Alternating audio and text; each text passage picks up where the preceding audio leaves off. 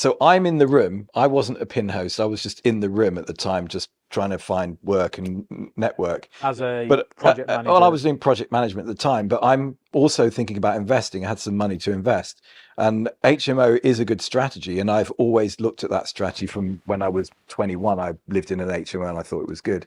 But then if you're in a room full of investors, and remember what I said, one of the key principles that Warren Buffett will tell you is don't follow the herd.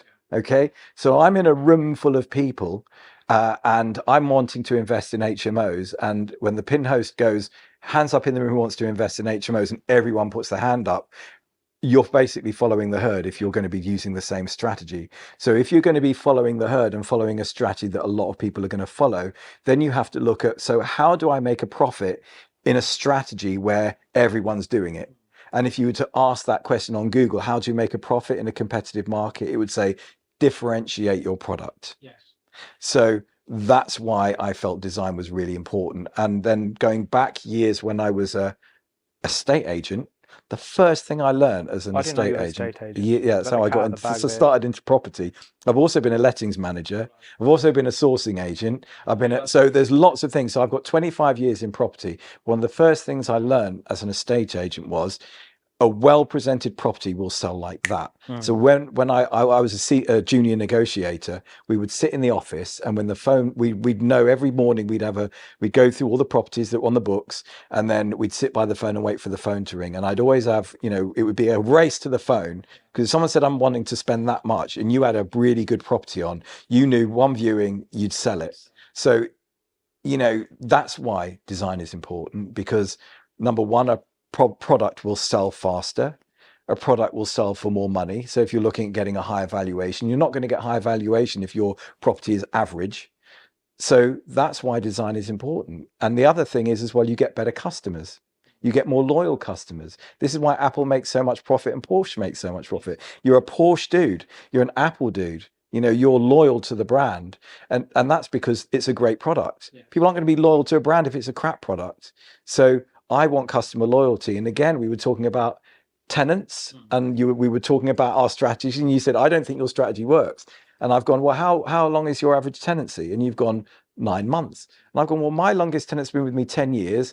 And my average, I couldn't give you an average because most of my tenants haven't left me yet.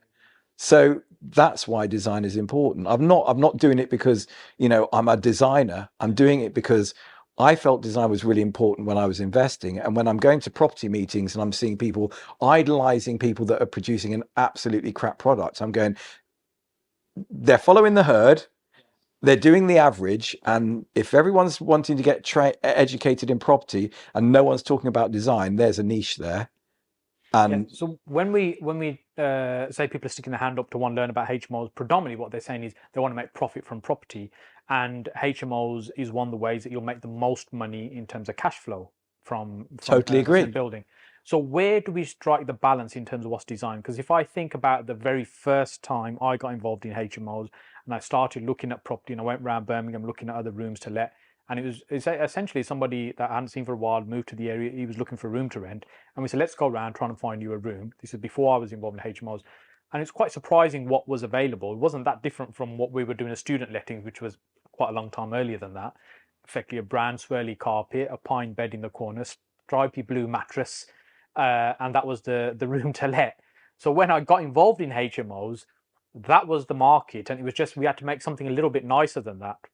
So a few. Why did you have to? Why did you have to make it nicer? Well, actually, let me explain that. So we wanted to create something better.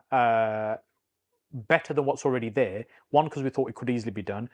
Secondly, we thought, as you said, you'd get better clients and you'd sell it faster. And maybe people stay longer, but that wasn't really the thinking at that time. But that's certainly a side benefit. So we just had to be marginally better than everybody else is the point I'm trying to make.